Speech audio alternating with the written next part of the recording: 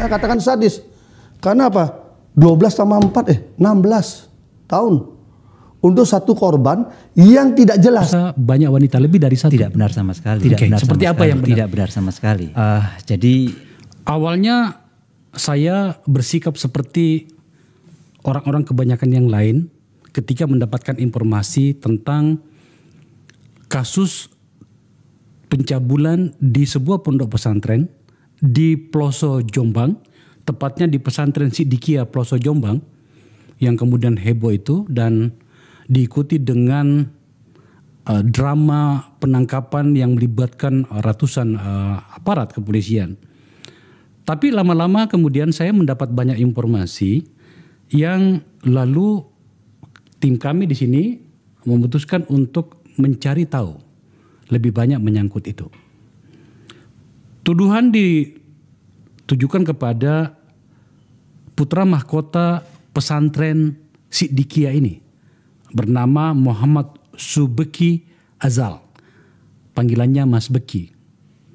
Lelaki parubaya, lelaki muda usia sekitar 40 tahun yang dianggap sebagai putra mahkota dari pondok pesantren yang konon kabarnya sangat mandiri. Kita akan berbicara nantinya dengan tamu-tamu saya.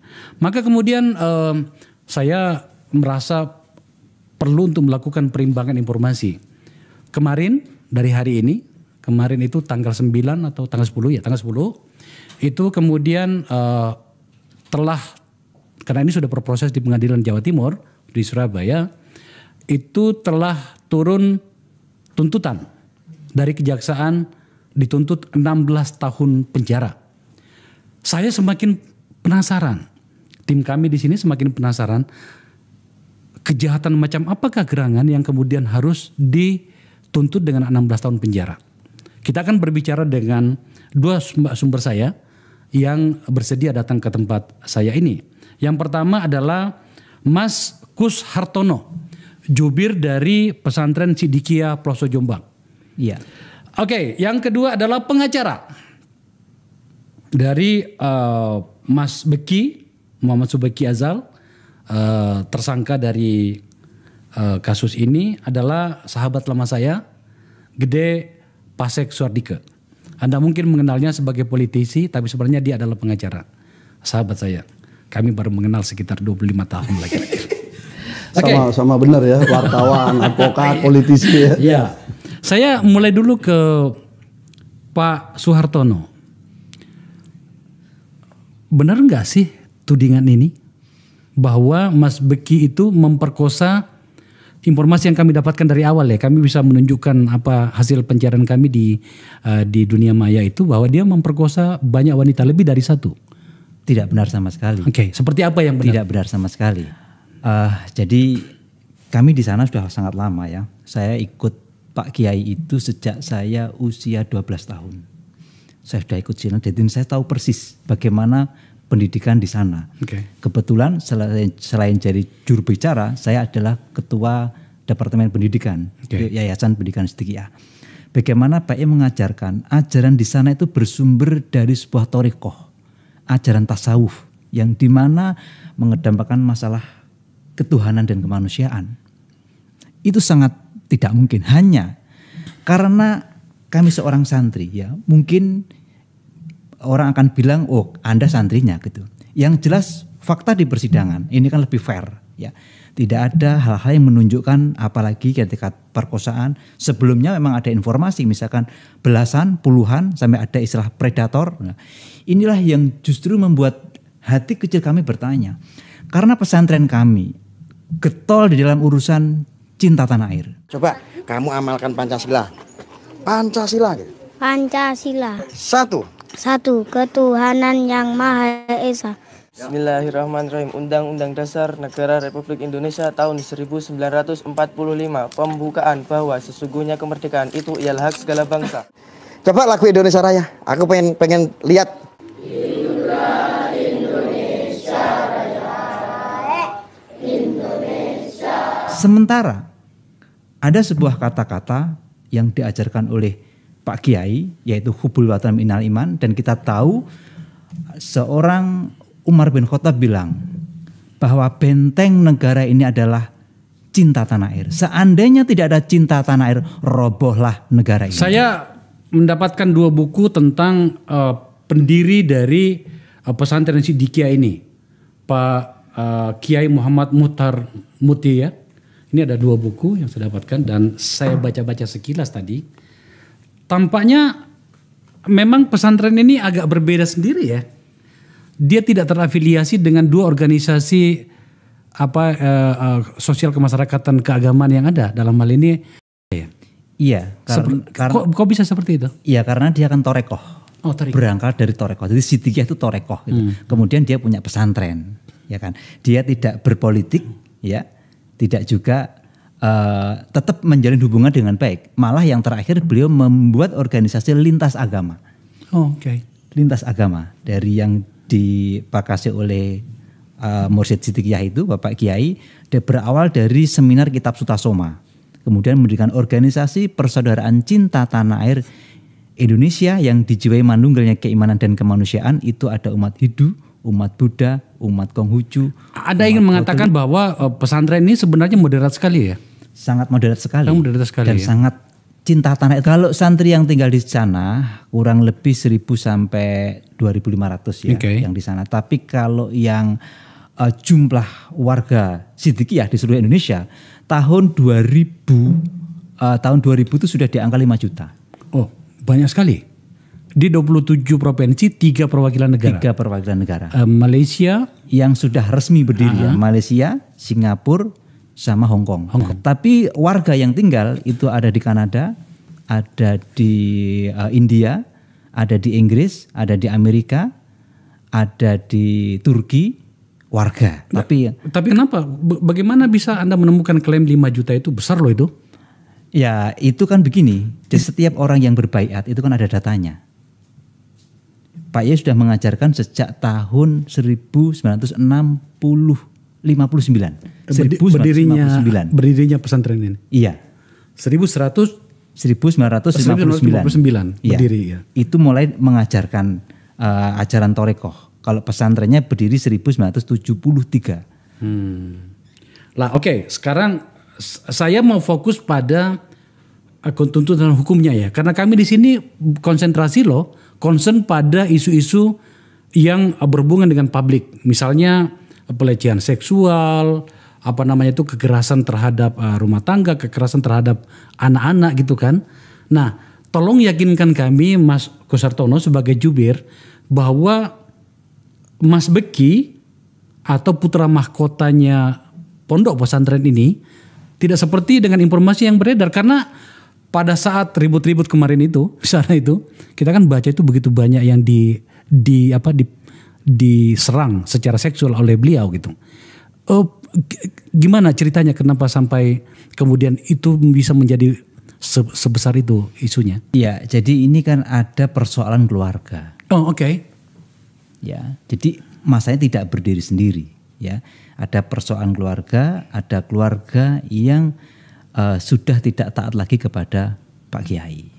Nah, dari sinilah semua masalah itu. Keluarga seperti apa, Mas? Ya, Pak Kiai dahulu itu punya 2 istri. Gitu. Terus pada akhirnya belum menyampaikan bahwa ada keluarga, saya tidak akan menyebut namanya, ada keluarga dan putra-putra beliau yang sudah tidak mengikuti apa yang digariskan, apa yang diajarkan oleh Pak Kiai. Ini pernyataannya Pak Kiai sendiri, tapi kita tidak menyebut nama di sini ya. Iya, saya mohon maaf pemirsa, saya tidak bisa menghadirkan Pak Kiai Muhammad Muhtar Muti karena usianya sudah 94 tahun. Jadi ya terpaksa yang hadir ini adalah juru bicara. Meskipun sebenarnya kami sangat ingin mendapatkan informasi dari pihak pertama. Selanjutnya gimana, Mas? Nah, kemudian masalah ini kan kalau bahasa Pak Kiai itu ada dalangnya. Dalam tanda kutip ya, kita tidak sebut juga. Artinya ini ada persoalan-persoalan lain ya. Seperti yang saya katakan tadi tentang getolnya cinta tanah air, kita tidak tahu apakah memang ada kaitannya dengan itu. Kita punya usaha-usaha yang mandiri. Di pondok kami tidak pernah membuat proposal di dalam proses pembangunan apapun. Contoh ini, pesantren kami mempunyai gerakan untuk membangunkan rumah orang-orang yang tidak punya. Rumah Syukur Kemerdekaan Bangsa Indonesia Layak Huni Siddiqiyah. Program Rumah Syukur Kemerdekaan Indonesia Layak Huni Siddiqiyah dibangun secara swadaya oleh warga Thariqah Siddiqiyah di seluruh Indonesia. Sejak tahun 2005, jumlahnya sekarang sudah ribuan. Satu rumah itu, satu unit rumah itu sekitar 80 sampai 150 juta. Sudah membangun berapa unit? Sampai hari ini 1.500 sampai 600. Maksudnya kasih saja. Dalam rangka mensyukuri nikmat kemerdekaan bangsa Indonesia. Sudah bertahun-tahun itu dilakukan. Loh, Mas, sekaya apa pondok pesantren? Nah, inilah yang menarik ya. Sebenarnya bahasa kami kekuatan kegotong royongan. Contoh begini, ketika membangun rumah bukan berarti uangnya ada. Tidak. Begitu sepakat rumah dibongkar. Kalau nggak jadi kan kita dimarahin orang banyak. Artinya keyakinan. Jadi intinya begini, Pak Kiai mengajarkan ada jati diri bangsa Indonesia yang ini dilupakan menurut beliau. Jati diri bangsa Indonesia yang diajarkan oleh beliau untuk menyongsong Indonesia imam perdamaian dunia. Begitu beliau sangat yakin. Itu keyakinan, saya terima lah Mas. Oke, Sebagai tapi berdasar. Saya bicara tentang realistisnya. Bangun rumah antara 80 sampai 150 juta. 150 juta itu sekarang sudah dibangun 1.500 sampai 600. Itu sudah di atas 1 triliun. Oke. Iya. Pondok pesantren berarti harus punya kekuatan finansial untuk melakukan itu. Logika kita. Logika kita. Kita kan melihat ya gimana beberapa pondok pesantren. Tidak semuanya gitu ya. Ada yang mandiri tapi ada juga yang tampaknya memang membutuhkan banyak bantuan. Lah ini Anda aneh sendiri. Terus dari mana usahanya? Saya kalau Anda melihat ini berhubungan dengan informasi yang sedang kami bicarakan ini. Anda memiliki banyak usaha ya? Betul. Salah satunya rokok. Pemirsa jangan marah sama saya sudah berhenti ngerokok. Sudah 5 tahun saya berhenti ngerokok. Tapi saya mau tunjukkan di sini adalah rokok produksi dari pondok pesantren ini. Ini ada, saya di bawah ini ada 4 varian produk. Boleh percaya boleh tidak, salah satu dari sini ini ya. Ini adalah rokok termahal di kawasan Asia Pasifik plus planet Mars. Harganya ini 330.000. Lebih mahal dari rokok yang biasa kita isap belinya di Singapura. Singapura itu sekitar 200.000. Mungkin sudah naik sekarang. Tapi ini diproduksi oleh mereka ini harganya 330.000. Kalau satu kotak begini harganya sekitar 3,7 juta. Semoga saja saya tidak tertarik merokok lagi melihat rokok ini. Oke. Ini juga ada rokok yang lain harganya lebih murah. Iki piro yo? Ini 19.000, ini agak murah nih. Agak murah, kemudian sing kretek iki harganya piro yo? 23.000. Cukup mahal, hampir sama dengan rokok-rokok yang sangat banyak iklannya. Itu berapa beli? Ini 12.000. Nah, oke. Kemudian saya dengar Anda juga memiliki hotel yang terbaik di Jombang, kemudian memiliki industri air, ya. Oke, itu sebuah catatan yang bagus. Tampak mandiri sekali Anda. Saya sangat mengapresiasi itu. Tapi cukupkah itu untuk kemudian Anda berada pada posisi yang begitu baik kepada warga sekitar Anda? Mengambil inisiatif membangun rumah ribuan dengan harga yang kalau kita total sekitar triliunan itu. Cukup. Maksudnya? Membiayai semuanya gitu. Oh iya, begini. Maka saya ulangi lagi. Ini bukan karena kita punya uang. Kita itu diajarkan yakin Tuhan itu ada. Oh iya, saya rasa kita semua yakin. Artinya, saya akan katakan mau membangun bukan berarti kita punya uang.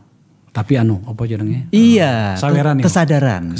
Maka ini akan berlangsung. Pesantren Anda itu hanya menjadi mediator. Kurang lebih begitu. Okay. Tapi warga dikasih jaminan, artinya dorongan. Seandainya Anda tidak mampu, maka kita akan menutup. Tapi belum ada sekalipun warga kita yang melakukan kemudian angkat tangan nggak mampu. Kita semuanya mampu. Semuanya mampu. Oke, catatan yang bagus. sebelum saya pindah ke Pak Gede Pase, lalu apa masalahnya? Saya dengar, nanti dijelasin oleh pengacara Anda.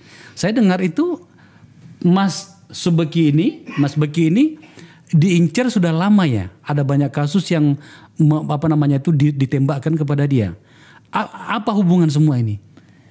Kita justru bertanya ya.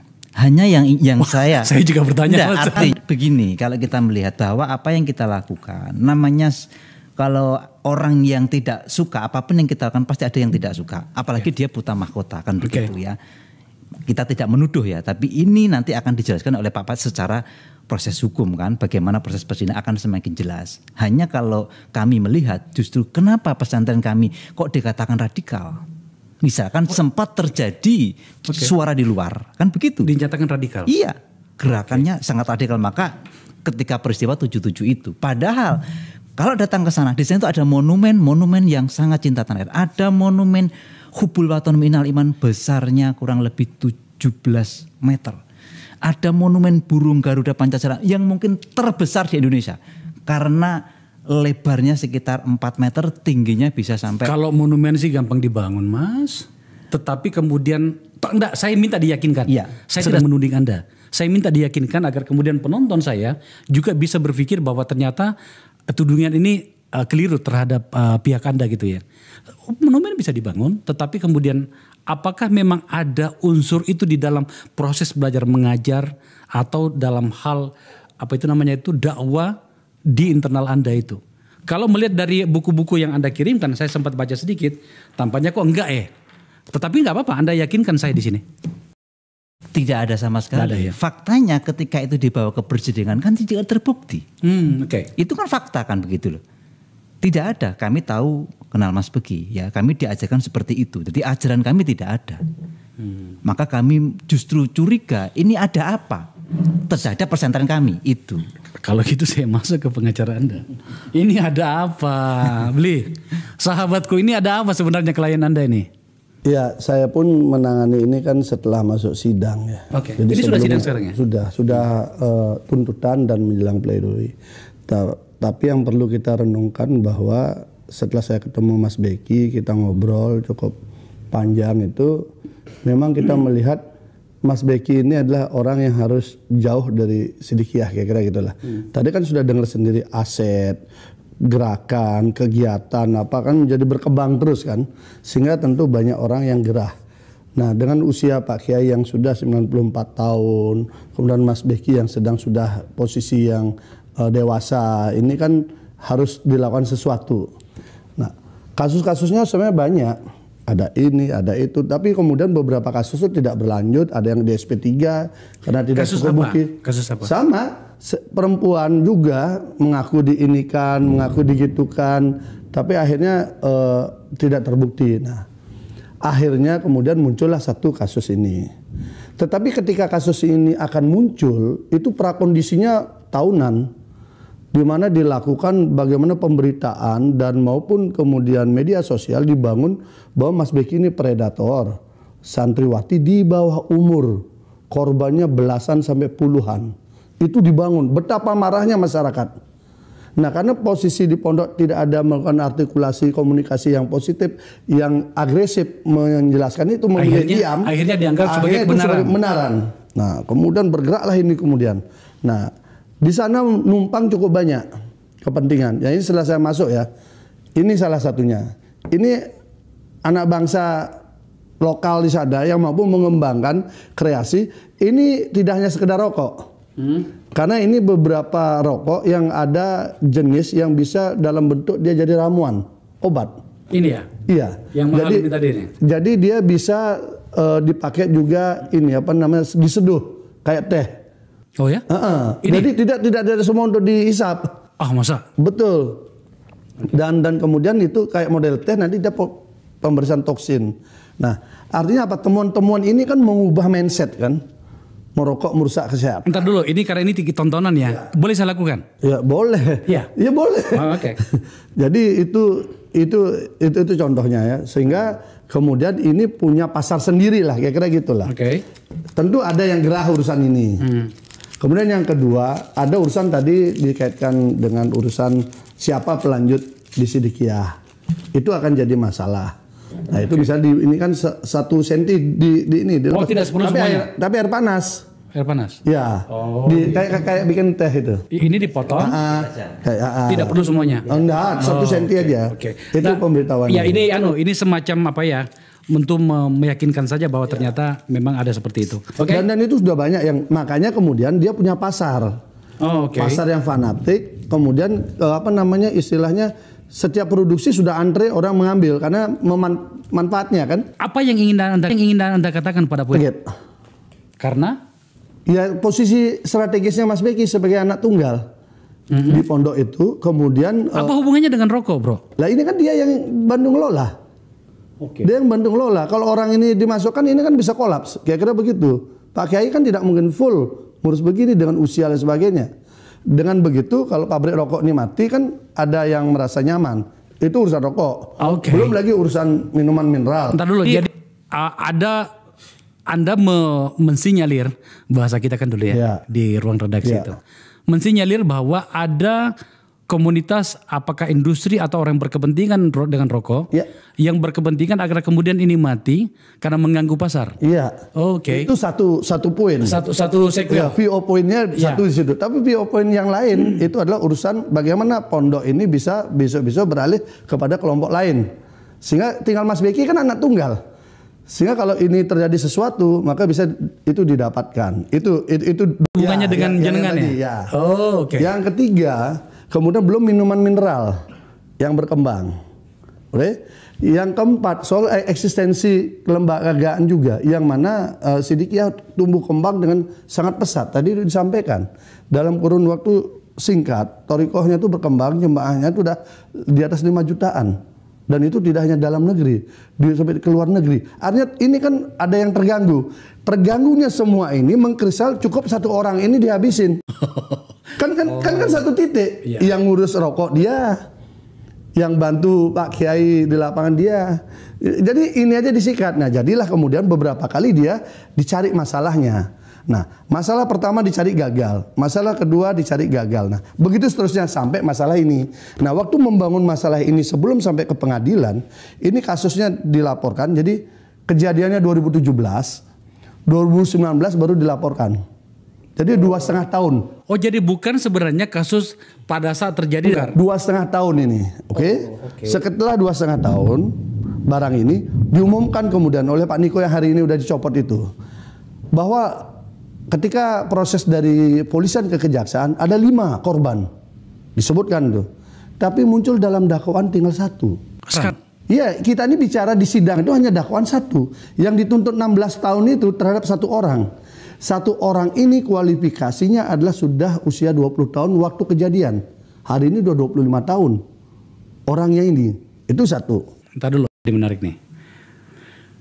Peristiwanya dengan 2017, diproses 2019. Lapornya 2019. Yang melapor siapa? Yang ini, korban ini. Korban ini. Ya, yang mengaku korban ini melapor 2019 akhir Oktober. Sebelumnya, artinya dari situ saja kemudian hasil visum et repertum. Visumnya itu unik. 2018 sudah keluar visum. Orangnya melapor 2019. Oke. Kemudian di 2019 ada lagi visum. Visumnya ada 2 dengan hasil yang berbeda. Nah, di sini kita melihat ada intervensi betul-betul kekuasaan penegak hukum memaksakan ini biar satu rel. Hasil yang berbeda itu dipaksakan satu rel. Sangat jelas ininya rekayasa. Meskipun 1 orang, tapi apakah memang ada pemerkosaan itu? Bagaimana kita bilang pemerkosa? Kalau pemerkosaan harusnya kan langsung dong diproses. Kita dapatkan dokumen di dalam sidang itu surat. Surat ini menyebar bukan dalam sidang. Di FB dia share. Nah surat ini dia bikin kronologi sendiri si korban. Mengakui dia pernah berhubungan pacaran dengan orang lain. Itu 1. Diakui sama saksi di persidangan. Yang kedua ada tulisan terakhir harapan dia. Minta dikawini sama Mas Beki. Nah pertanyaannya, adakah korban pemerkosaan ngotot minta dikawini? Ada saja barangkali. Kemudian yang kedua, ada nggak korban pemerkosaan Ketika selesai diperkosa, kirim chat terus sama Mas Beki. Kalau betul peristiwanya ada ya. Apakah itu korban pemerkosaan atau orang yang sedang mencari Mas Beki? Dan ini ada di sidang. Mungkin barangkali jatuh cinta dan ngejar gitu. Oke, makanya muncullah bahasa cintaku, bahasa sayangku. Itu ada chatnya dan kita jadikan alat bukti. Diakui kedua belah pihak. Artinya Mas Beki mengakui ada chat dari perempuan ini ke sana dan Mas Beki menjawab juga dengan ketus. Jadi bertepuk sebelah tangan ini chatnya. Itu disampaikan di pengadilan. Disampaikan. Oke. Dalam posisi seperti itu, jelas bagaimana pemerkosaan itu terjadi. Oke, sampai di situ dulu. Itu kita melakukan semacam identifikasi dulu ya. Itu pada satu perempuan itu, siapa namanya? Nggak boleh namanya kan. Nggak boleh ya. Oke. Tetapi kan satu orang yang usia dewasa. Iya, tetapi kan katanya ada 5 orang. Berarti 4 perempuan yang lainnya siapa? Tidak ada di dalam dakwaan. Oh, oke. Kalau dia memang betul valid, harus ada dalam dakwaan. Tidak ada. Di dalam dakwaan hanya 1. Tapi ketika ribut menghakimi, itu dia yang saya maksud, menghakimi Mas Beki itu belasan. Itu yang saya maksud. Santri di bawah umur. Di kepala saya ini, di kepala kami mengatakan itu klien Anda itu predator. Ya, provokasinya memang dibuat begitu, peradilan opini dulu. Sampai begitu banyak yang terlibat kan, termasuk Komnas HAM Anak ya. Komnas Perempuan. Kementerian PPA, Kompolnas, Komisi Yudisial, Komisi Kejaksaan, LPSK, semua full power ke sana. Tapi ketika tidak terbukti, tetap dia dituntut harus mahal, harus dihukum maksimal, gaspol begitu. Coba tampilin tuntutan ini. Ini memang agak kelihatannya memang ada tensi ya. Sampai yang memimpin ketua tim dakwah itu, ketua tim kejaksaan itu adalah Kajati. Langsung Kajati. Langsung. Tapi lucu, dia hanya hadir di awal dan hadir di tuntutan. Lalu dia mengatakan bahwa ini tuntutan sudah sesuai dengan nurani. Dan tidak ada satupun faktor yang meringankan dari terdakwa. Sadis banget. Saya katakan sadis. Karena apa? 12 tambah 4, 16 tahun. Untuk satu korban yang tidak jelas. Jadi gini ceritanya. Ini ngomong dakwaannya. Paling lucu dakwaannya itu yang kedua. Dia ceritakan bahwa dini hari dia dapat WA ancaman bahwa kamu harus ke sebuah tempat. Oke, di dalam dakwaan dibuatlah bahwa si A ini mendapat ancaman, WA ini dilihatlah si A. Korban ini kan. Si A ini diajak berdiskusi, berdialog, lalu si A ini memberitahu, "Udahlah kamu datang aja." Nah, karena disuruh datang, lalu si korban ini memberitahu si B, "Tolong antar saya ke sana." Si B di dalam dakwaan disebutkan, diantarlah dia ke sana. Lalu sampai di situ ketemu dengan si C. Nah, si C ini kemudian menyuruh dia ini masuk ke dalam kamar ke tempatnya si terdakwa. Di persidangan baik A, B dan C itu dihadirkan peristiwa itu tidak pernah ada. Tidak pernah ada. Tetapi di dalam tuntutan tetap dianggap ada. Lalu apa dasarnya? Dakwaan mengatakan si A, B, C ini terlibat dalam proses itu. Tetapi ketika A, B, C ini ngomong di sidang, di atas sumpah dia bilang nggak pernah ada. Bahkan dia bilang, saya sampai sekarang pun bonceng nggak pernah orang itu. Kok bisa saya disuruh dibilang bonceng? Bayangkan.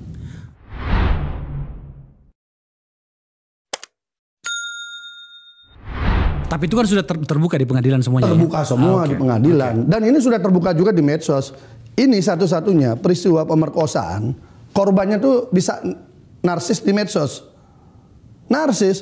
Padahal di situ disebutkan bahwa korban merasakan trauma sehingga tidak berani keluar rumah dan sebagainya. Kami hadirkan semua foto, video, aktivitas yang bersangkutan selama kurun waktu kejadian. Itu. Yang paling parah, alibi yang paling parah adalah peristiwa yang kedua ada tanggal 18, ada tanggal 20. Baik tanggal 18 maupun tanggal 20, terdakwa bisa buktikan dia tidak ada di tempat yang disebutkan lokasi pemerkosaan. Lalu bagaimana pemerkosaan bisa terjadi ketika terdakwa tidak ada di sana? Nah, lalu jaksa minta agar saksi testimonium de auditu dipakai oleh majelis hakim di dalam memutus perkara ini. Belajar hukum di mana begitu? Yang namanya testimonium de auditu, saksi yang mendengar dari cerita orang lain itu tidak layak jadi saksi. Saksi-saksi itulah yang begitu banyak dipakai baju LPSK, lalu berbicara di situ, mengatakan peristiwanya seperti ini. Saya tanya, Anda ada di situ enggak? Enggak. Ada di mana? Anda di Kudus, ada di Pati, ada di Demak. Bagaimana saksi-saksi yang ada di sana menceritakan sebuah peristiwa yang ada di situ?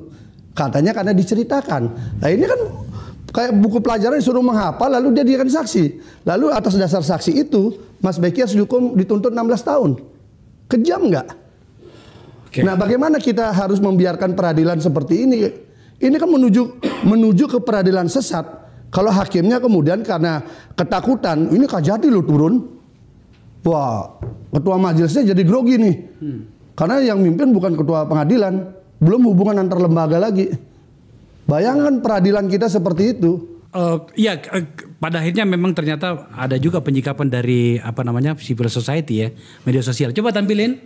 Ini ada komentar netizen nih. Agak kejam juga sih komentarnya ya. Kasus rekayasa tidak sesuai fakta, yang penting amplop. Waduh, amplop ini. Bicara, pengadilan bukan pencari keadilan tapi penghakiman. Dari Udang Lisyanto. Jangan bangga dengan jabatan dan pangkat, utamakan membela kebenaran. Ingat hati nurani akan menyiksa bila kita melakukan kejahatan membela tukang fitnah. Kemudian Lukman Ahmadi, apanya yang terbukti dari awal kami mengikuti sidang, baik dari JPU maupun dari pihak pengacara terdakwa, semuanya keterangan saksi tidak satupun yang memberatkan terdakwa, bahkan terkesan kasus ini sangat dipaksakan atau mengarah perekayasaan kasus. Ditambah keterangan dari saksi ahli menambah keyakinan kami kalau ini hanya kasus rekayasa. Kami hanya berharap selaku warga negara Indonesia yang cinta akan keadilan, semoga Bapak Hakim yang terhormat dapat mengambil keputusan yang seadil-adilnya dengan melihat fakta sidang yang ada sehingga dapat memberikan rasa keadilan yang seadil-adilnya. Dari Ingsun Iki Urip, dari rentetan persidangan sudah jelas rekayasa dan bukti-bukti tidak dapat dibuktikan tuduhan. Namun di hari persidangan kalian muncul dengan tuntutan, media-media kalian pull up agar opini dapat Anda kendalikan, strategi kalian sudah banyak dibaca oleh rakyat yang semakin mengerti alur keadilan dan seterusnya. Wow. Ya itu kan bahasa, kan saya selalu komunikasikan karena sidangnya kan tertutup. Kita tidak mungkin mengumbar semua apa yang terjadi. Okay. Tetapi kebenaran harus kita ceritakan. Karena sebelum persidangan itu Mas Beki secara terbuka sudah memasuki peradilan opini, sudah dihukum dari situ. Sehingga kita harus clearkan kebenaran, terus kita sampaikan. Nah, dan saksi-saksi ini kan keluar, dia juga tahu sendiri siapa saksinya. Nah itu satu. Yang kedua, kami heran ada 40 saksi dalam BAP, tapi sampai 16 sudah di stop sama jaksa. Katanya sudah cukup. Tetapi di tuntutan dia minta saksi-saksi yang di BAP ini mohon BAP-nya dijadikan alat bukti. Lah ini kan belum diverifikasi.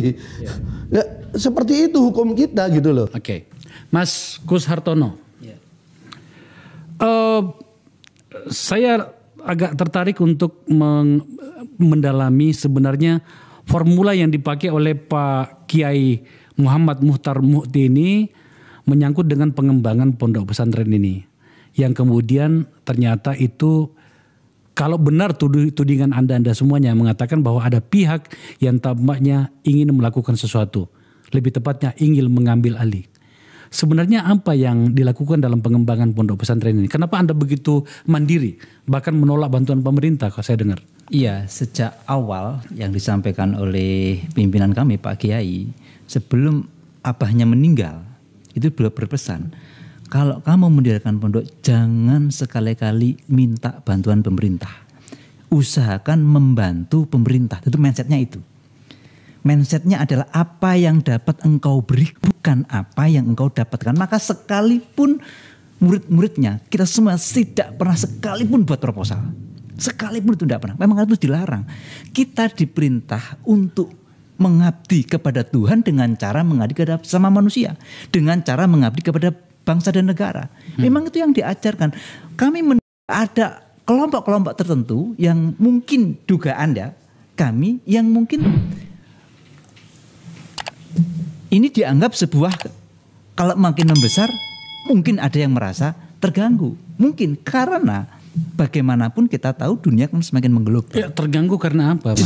Ya eksistensi. Paling gampang itu kan membacanya. Salah satu ya, itu lagi kembali point of view-nya terlalu banyak, tapi nyasarnya cukup satu, si Beki. Iya. Kita buka sejarah aja. Ketika kasus kejadian, Kabar Eskrim bilang apa Pak Agus? Tolong semua santri-santri itu dijemput. Tolong tutup izinnya, cabut izinnya. peradilan lisan begitu dilakukan, itu sederhana. Orang ngerti hukum loh melakukan itu. Ya, jadi kita aneh saja melihat itu. Kemudian besoknya Kementerian Agama bilang izinnya ditutup, dicabut. Tanpa ada, nah misalnya kayak sekarang ada polisi bermasalah seperti itu, polisinya ditutup. Kan tidak. Nah, lalu untung Pak Jokowi bijak. Lalu lewat Menko PMK dipulihkan semua. Jadi enggak jadi dicabut izinnya? Enggak, baru 3 hari kemudian kalau salah langsung Menko PMK turun tangan dipulihkan semua. Kan Pak Jokowi pernah ke sana, Pak Prabowo pernah ke sana. Banyak menteri datang ke sana melihat langsung. Ada monumen Garuda Pancasila, ada monumen Sumpah Pemuda, ada monumen teks proklamasi, ada monumen santri, semua wilayah di sana saya kan datang langsung situ. Dikenalkan itu biar mereka cinta tanah air. Makanya saya ini orang Hindu. Kenapa saya bisa dipercaya Pak Kiai untuk? Karena beliau tidak melihat latar belakang, gitu loh. Di situ saya merasakan sangat bagus. Beda dengan beberapa teman yang kemudian langsung mencap kadrun, langsung mencap radikal. Saya nggak menemukan itu, loh. Artinya kita terpaksa clearkan itu cukup banyak problem, menghakimi orang, menghancurkan sebuah lembaga, menghancurkan sebuah komunitas dengan cara yang tidak bermoral. Dan yang kami sesalkan, pangkat-pangkat itu. Ya istilahnya Pak Kiai waktu itu yang saya dengar, siapa yang mempermalukan si dia akan dipermalukan sendiri. Itu bahasa Pak Kiai. Habis itu yang kedua, beliau mengatakan bintang-bintang akan berjatuhan, melati akan berserakan, puntung-puntung akan terapung. Tidak lama kemudian apa yang terjadi? Berapa bintang yang kemudian jatuh? Ada berapa yang melati yang kemudian terseret semua, berserakan. Termasuk yang memimpin operasi kesidikiyah. Dipermalukan juga kan. Ini fakta. Pak Kiai itu usianya 94 tahun. Secara fisik memang mungkin tidak ini. Tetapi secara intuisi sangat siap. Dan beliau mengatakan ini belum berakhir. Ayo kita lihat gitu. Karena itu kemudian saya sepenuh hati berusaha membantu mengembalikan Mas Beki biar tidak menjadi korban kriminalisasi dari sekelompok orang. Dibiarkan, kasihan ini. Ini kalau kisah pewayangan, ini nasibnya bisa kayak Abimanyu, dikeroyok oleh Korawa sedemikian rupa kemudian untuk dibunuh. Ini harus diselamatkan. Mas, gitu loh. Mas Gus Hartono, saya tidak nyaman bertanya ini, tapi saya sedang mengikuti logika Anda yang di sini, yang menjadi tamu-tamu saya. Kalau kemudian ternyata pada akhirnya Palu keadilan atau Palu pengadilan menghukum Mas Beki entah berapa tahun. Kalau apakah kemudian target orang-orang yang Anda tuding itu berhasil dan itu mematikan seluruh ruang-ruang yang telah dibangun oleh pondok pesantren ini, termasuk penguatan ekonomi rakyat di sekitarnya? Sesuai dengan ajarannya Pak Kiai, beliau selalu mengatakan sesuai dengan undang-undang yang dinamakan atas berkat rahmat Allah yang Maha Kuasa dan dengan didorongkan oleh keinginan Luhur. Itulah jati diri kita dan itu yang ditanamkan.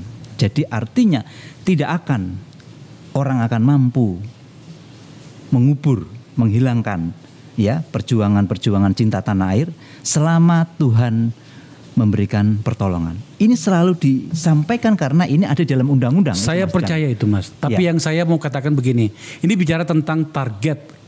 Tadi saya katakan mengikuti logika Anda berdua. Kalau bicara soal target, kalau ternyata mereka berhasil melakukan itu sambil menunggu proses pengadilannya, kita tidak sedang mengambil alih nih. Apakah kemudian mereka berhasil melakukan itu? Mungkin bagi mereka berhasil, bagi mereka Tapi kita masih sangat optimis ini masih berlangsung. Masalahnya kan dia dalam putra mahkota Mas Kusar. Bagi mereka tapi bagi kami tentu itu adalah sebuah proses dan kami masih meyakini. Sudah konsolidasi juga. Sudah menyadari lah ancaman tantangan yang akan datang itu sudah menyadari dan sekarang warga itu setiap hari itu sembahyang, doa khusus. Dan hasil doanya saya kira sudah mulai terlihat. Yang zolim pasti akan jatuh. Yang istilahnya Pak Kiai itu bintang-bintang akan berjatuhan, melati berserakan, puntung-puntung terapung. Itu kalimat yang jelas sekali beliau sampaikan. Itu kapan beliau? Ketika Pondok Sidikiyah diobrak-abrik aparat keamanan. Coba lihat, setelah kejadian itu apa yang terjadi berapa hari kemudian? Coba lihat. Apa yang terjadi? Ada berapa bintang kemudian jatuh? Ada berapa melati kemudian jatuh oleh korps yang mengobrak-abrik Pondok Pesantren Sidikiyah? Itu beliau katakan. Ini urusan intuisi dengan urusan itu. Saya juga mau mengatakan begini, agak dramatis rasanya sambil Anda bicara begini. Ini petir di luar studio kita ini. jadi dramatik suasananya gitu loh ya. Sekarang saya mau tanya, bagaimana seorang kiai yang sederhana bisa punya pengikut sampai 5 juta lebih? Kalau tidak karena memang dia memiliki karisma karomah yang luar biasa. Dan beliau sudah ingatkan, jangan permalukan pondok pesantren saya, nanti aib Anda akan terbuka. Dan itu didengar oleh beberapa oknum polisi yang masuk di dalam. Apa yang disebutkan di situ? Buka saja, buka saja. Itu banyak saksinya itu, menyampaikan itu. Itu disampaikan pada saya waktu itu. Benar begitu, benar. Dan kemudian kalimat yang saya masih ingat dari Pak Kiai itu kalimat itu. Dan kalimat itu bisa kita lihat hari ini. Itu kan bahasa simbol. Bintang-bintang berjatuhan, melati berserakan, puntung-puntung terapung. Itu kalimat kita nggak ngerti waktu itu. Ternyata baru sekian harinya kejadian. Saya paham apa dan yang itu terus terjadi. Saya paham apa yang Anda maksud. Termasuk yang memimpin operasi ke sana hari ini pun juga kena juga. Oke. Mas Kus Hartono, pondok pesantren ini kan mandiri ya, mandiri.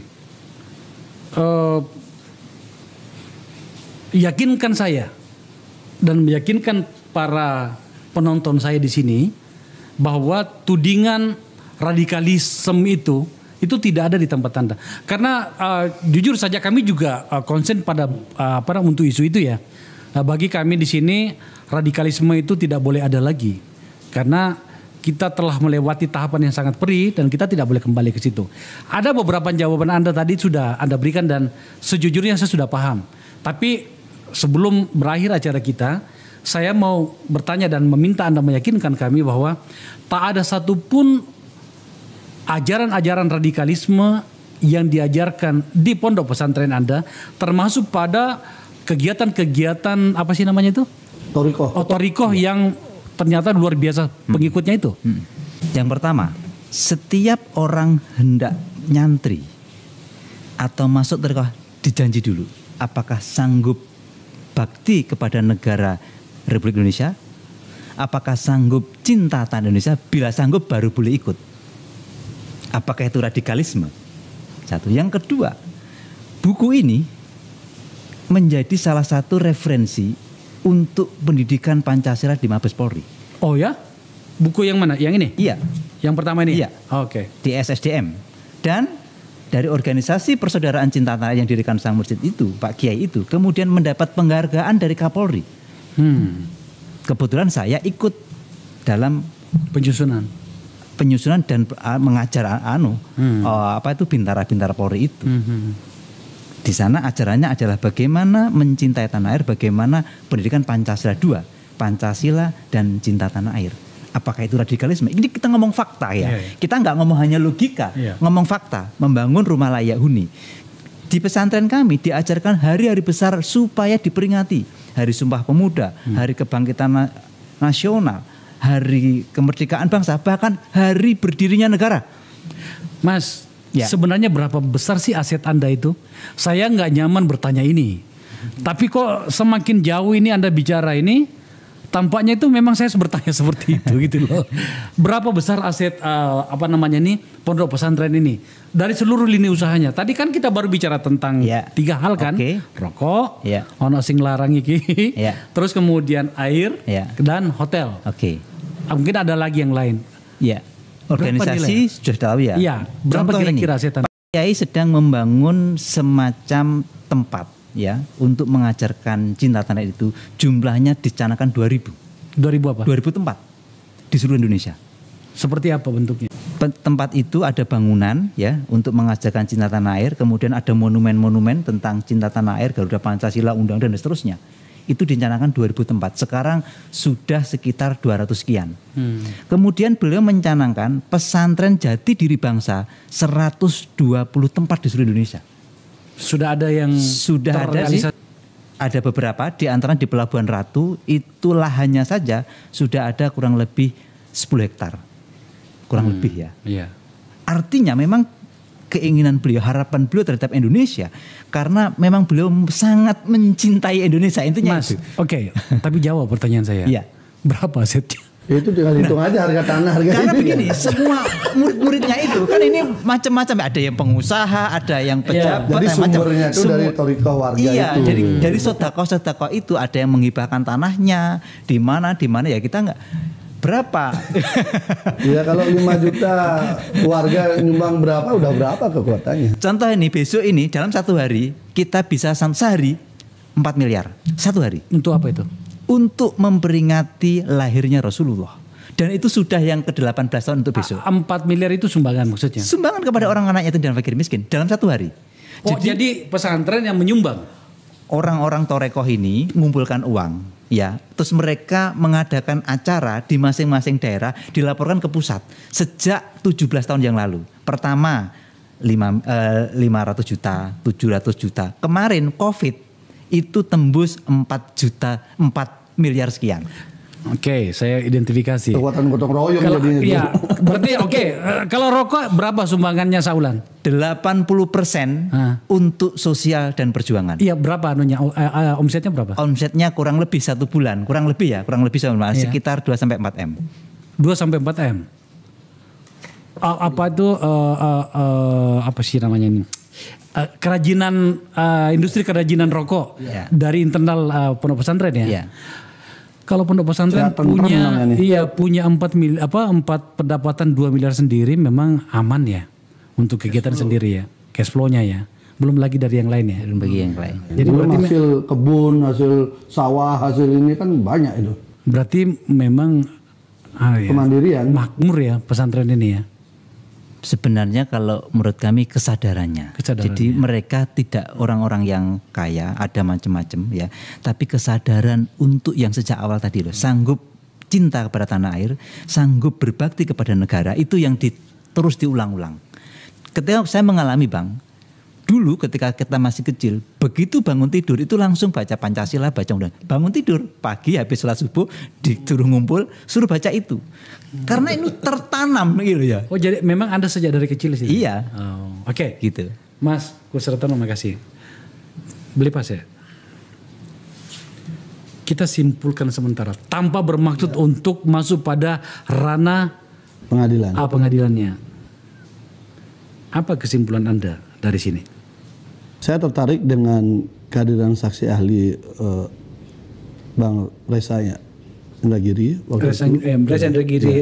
ya, sebagai ahli psikologi forensik. Dia menceritakan bahwa 2-10% di Amerika itu banyak putusan menghukum orang yang tidak bersalah akibat keterangan saksi yang tidak semestinya.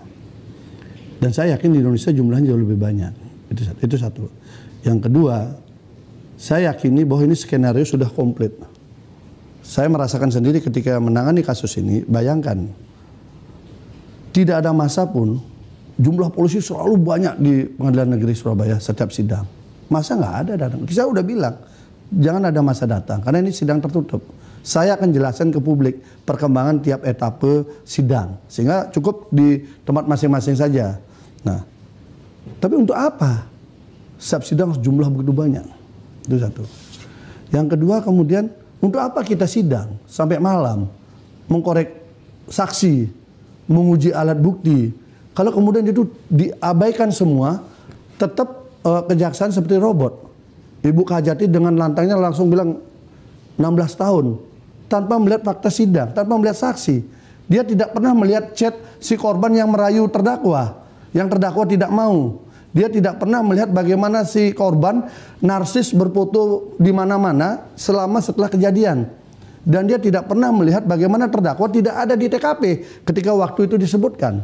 Dan banyak saksi melihat di mana posisi si yang ngaku korban ini diwawancarai oleh terdakwa hanya 10 menit. Jadi dia tidak pernah baca itu, langsung saja dengan gagah mengatakan itu. Maka saya yakini akan dauhnya Pak Kiai akan jalan. Dan saya yakini warga Sidikiyah pasti akan tetap melawan. Karena ketidakadilan itu tidak boleh dibiarkan. Dan saya merasa nyaman membela ketika semua komponen masyarakat juga berani melihat. Saya senang juga lihat tadi, reaksi orang sudah tahu gitu loh. Terlalu kasat mata. Di mana ada kasus seperti ini, kemudian dihukum sangat maksimal kecuali karena kebencian yang terlalu tinggi. Apa bencinya Ibu Kajati dengan Beki? Beki ini punya anak 4, istrinya 1. Secara keyakinan dia bisa kawin sampai 4 kali, tapi dia lakukan hanya 1. Lalu dia harus dicap sebagai predator. Ini kan tidak make sense dengan logika. Dia sangat sayang keluarga, anaknya 4, 1 ini baru 2 bulan. Dia tidak bisa nengok anaknya. Kalau dia ngomong perlindungan anak, ini anak yang korban nyata. Kalau ngomong soal perlindungan perempuan, istrinya sekarang harus ngurus semuanya. Untuk sebuah kasus yang sumit. Ini menurut saya, sehingga saya masih berharap hakimnya berani, itu aja. Kalau hakim sudah nggak berani, sudah ini kliskus untuk di PN Surabaya. Apalagi di ada polisi banyak.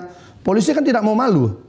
Niko dan kawan-kawan kan nggak mau malu. Gerebek pondok pesantren kayak begitu, kemudian ternyata putusannya bebas. Ini kan urusannya menjaga harga diri, rasa malu institusi yang tidak sebenarnya begitu ngomong keadilan. Ya keadilan ya adil, fakta-fakta sidang, keluarkan fakta sidang. Tapi jangan kemudian fakta sidang kita siang malam cari, lalu kemudian ini nggak usah dipakai. Bayangan Bang, ruangan pengadilan itu dipakai podcast sama orang yang demo. Orang habis demo di luar, dia masuk ke dalam di ruang ber-AC bikin podcast menyerang kita, dan itu difasilitasi oleh pengadilan. Kemudian yang kedua, ini juga KY biar tahu, Kementerian PPA kirim surat minta jadi pemantau sidang tertutup dan dikabulkan oleh hakim untuk 2 orang. Ribut kita. Kalau mau terbuka, terbuka sekalian dong. Wartawan biar bisa masuk. Jangan begini caranya. Ini ngapain eksekutif mau intervensi yudikatif? Kacau Kementerian PPA ini. Saya bilang akhirnya apa yang terjadi? Skor 20 menit, koordinasi lagi. Ini saya melihat, ini ketidakindependenan dari pengadilan. Akhirnya kemudian apa yang terjadi? Dibatalkan. Itu kan karena kita protes. Lalu podcast apa? Minta maaf kami kecolongan. Tidak sesederhana itu memakai ruang ber-AC. Di ruang pengadilan dengan polisi ratusan di luar. Kalau tidak memang terasa ini sudah satu kesatuan mereka. Ini yang menurut saya pengadilan seperti ini harus dibersihkan gitu loh. Rugi kita pernah di Komisi 3. Bang Akbar juga di Komisi 3. Cita-cita kita menjadikan peradilan yang bersih untuk para pencari keadilan tetap berubah, bahwa pengadilan menjadi tempat penghakiman untuk siapa yang mau dihabisi masukkan sana, sikat. Kayak kasus Anas lah. Siapa yang mau dihabisi ambil masukkan sana. Cukup mereka berkolaborasi saja dengan kewenangan masing-masing. Makanya saya akhirnya terakhir bilang, lawanlah dengan doa kalau udah begini. Saya kira kalau sekian juta orang Sidikiyah berdoa, jatuh juga tuh orang yang sombong-sombong itu. Termasuk Kajati, saya yakin itu. Kalau dia seperti itu caranya, tanpa hati nurani, nuduh orang, jatuh sebentar lagi. Yang lain sudah jatuh, saya berani ngomong begini. Boleh saya memprediksi. Masa lalunya juga kita buka di jejak digital ada kok. Salah satu kesepakatan yang sulit kami ambil dulu ketika saya masih di parlemen di Komisi 3 pada pembahasan revisi KUHP itu adalah metode penetapan jumlah tuntutan dan vonis. Itu ada banyak metode dipakai di situ. Saya lupa ingat. Apa hubungannya tuntutan 16 tahun kepada terdakwa Muhammad Subeki Azal alias Mas Beki, dan kemudian mempertimbangkan apa argumen-argumen yang diberikan oleh 2 tamu saya, baik pengacaranya tentu saja dan kemudian dari pihak pondok. Tampaknya memang kita menunggu apakah Dewi Keadilan itu sedang bergerak bersama dengan kita atau bahkan menjauhi kita. Kita lihat nantinya. Ini adalah tanggung jawab kita semuanya. Ini adalah catatan kita semuanya. Kita lihat di ujungnya nantinya. Sekali lagi Anda bisa melihat bagaimana apakah ada kalimat saya, kalimat kami di sini yang mencoba untuk mencoba mengintervensi pengadilan, sebab memang kita tidak punya kewenangan itu. Tapi dari yang berkembang di diskusi ini kita melihat di ujungnya nanti seperti apa. Tapi saya yakin kesimpulan di memori kita semuanya, termasuk di penonton Akbar Faisal Unsensor, itu telah mengerucut satu hal. Kita tunggu ke depannya. Kepada tamu saya, Mas Kosartono dan Beli Pase, sahabatku, terima kasih telah hadir di tempat ini. Terima kasih juga. Kita diberikan ruang menyuarakan. Oh ya, ini adalah tempat. Karena kita kalau kemudian soal keadilan dan kebenaran. Iya, kalau kemudian dari pihak pihak kejaksaan mau berbicara di sini, saya tandemkan dengan Anda. Wah, bagus sekali. Iya. Itu kami buka kesempatan itu di sini. Pola eksaminasi juga kita siap. Betul, sebab memang tidak mudah sih. Kebetulan hakim merekam, jaksa merekam, kami merekam. Itu kesepakatan awal. Oh, oke. Sehingga rekaman bisa kita dengar. Betul. Gitu. Tidak kayak penjelasan Kajati tadi. Datang di tuntutan langsung ambil maksimal seakan tanpa dosa. Baik, terima kasih telah menyaksikan acara ini. Ini adalah satu catatan lagi bagi perjalanan kita. Semoga saja ada gunanya, ada efeknya, dan ada manfaatnya agar kemudian kita sebagai sebuah bangsa semakin kuat menjalani hari-hari kita. Terima kasih. Assalamualaikum warahmatullahi wabarakatuh.